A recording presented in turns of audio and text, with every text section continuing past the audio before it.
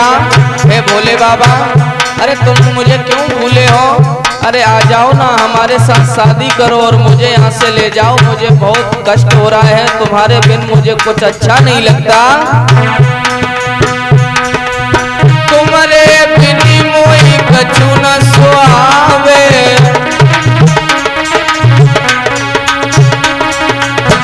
तुम्हारे बिन मोई कछु न भावे।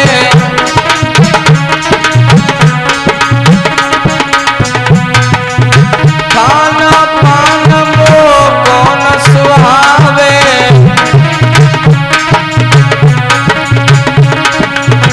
खाना पान मो कौन सुहावे।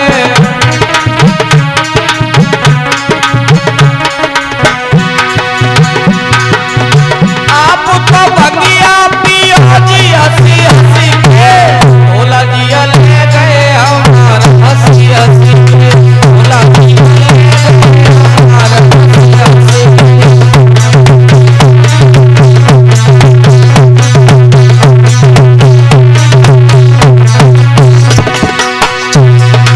मैं तो कभी हूँ तुम्हार प्यार बसी के, भोला जी ले गए हमारा हंसी हंसी के, भोला जी ले गए हमारा हंसी हंसी के।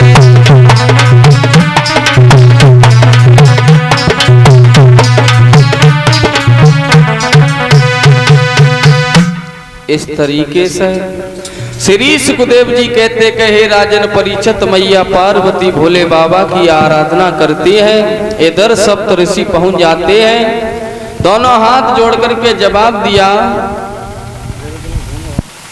पुत्री, अरे तुम्हें तुम्हारे पिताजी ने कितना समझाया, मैया ने कितना समझाया, और भला तुम क्यों जिद ठान गई हो कि भोले बाबा के साथ में शादी करोगी? अरे ऐसा क्या तुमने भोले बाबा से देख लिया, या तुमने कभी भोले बाबा को देखा है? जब ये शब्द सुने मैया पार्वती ने, तो भोले बाबा से जवाब, सप्त ऋषियों से जवाब दिया कि ऋषिवर, अरे भला मुझे ये बताओ, भोले बाबा को मैंने देखा या नहीं देखा, इससे क्या मतलब है? हमारी प्रीत उनके चरणों में है। हमारा दिल कहता है कि जब भी मैं शादी करूंगी तो भोले बाबा के साथ में करूंगी। अगर भोले बाबा के साथ हमारी शादी नहीं हुई तो मैं सारे जीवन कुंवारी रह सकती हूँ, लेकिन किसी दूसरे के घर नहीं जाऊंगी। जब ये शब्द सुने सप्त ऋषियों ने तो जवाब दिया है, पुत्री, अरे तुम्हें नहीं मालूम है, तुम्हें नहीं मालूम है कि तुम क्या कह रही हो और किस मद में तुम चूर हो, किस घमंड में हो। अरे भोले बाबा में ऐसा क्या है, तुमने क्या देख लिया? उसके पास तो कुछ भी नहीं है, घर नहीं है रहने के लिए, कैलाश पर्वत पे डले रहते हैं हमेशा भांग के नशे में। और पुत्री, सारा जीवन तुम्हारा भांग घोटते घोटते निकल जाएगा, तुम्हें बहुत दुख होगा, इसलिए तुम दूसरी जगह शादी कर लो। जब ये शब्द सुने दोनों हाथ जोड़े मैया पार्वती ने और जवाब दिया, ऋषिवर, ऐसा हम कभी नहीं कर सकती हूँ। हमारे पिताजी ने समझाया, मैया ने समझाया, तो मैंने घर छोड़ दिया और तुम यहाँ भी चले आए मुझे समझाने के लिए। लेकिन सप्त ऋषि समझा करके कहते हैं, पुत्री, कि जिसकी जैसी पैदाइश है वैसी ही आदत होती है, और वे बड़ी कांते क्यों शीशे पर तू अपना जौहर होती है।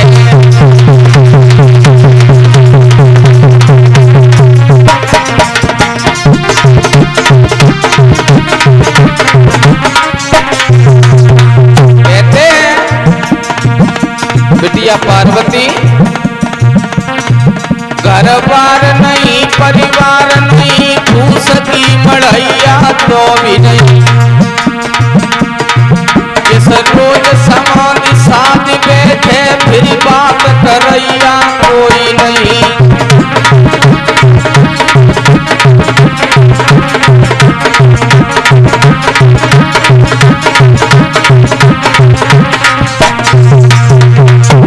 कहते हैं ऋषि, तो लली अगर तुम्हारी शादी हुई और तुम कैलाश पर्वत पर पहुंच गई ना और भोले बाबा ने अगर समाधि लगा ली तो हो सकता है हजारों साल समाधि लगाए बैठे रहेंगे, फिर तुम्हें कोई पानी का पूछने वाला नहीं मिलेगा। इसलिए लली मेरी मान जाओ।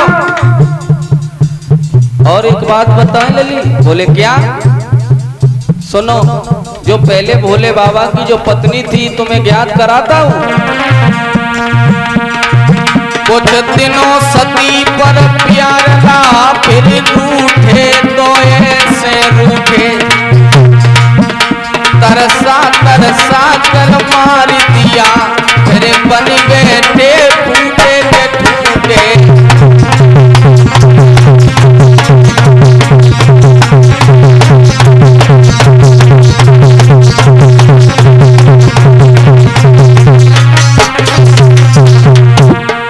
इसलिए काउ दिन बैठी सड़क पे रोगी, पकड़ से प्रीति करोगी। काउ दिन बैठी सड़क पे रोगी, पकड़ से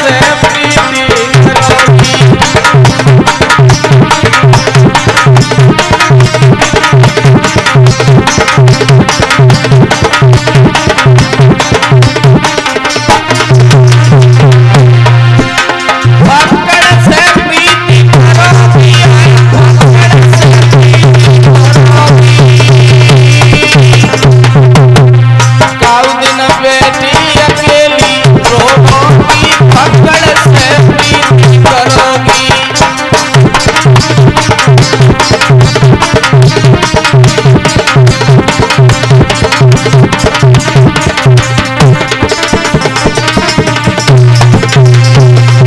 इस तरीके से अन्य भांत सप्त ऋषियों ने जब मैया पार्वती को समझाया और कहा बेटी मान जाओ। अरे उनके पास क्या रखा है और तुम क्यों शादी करने की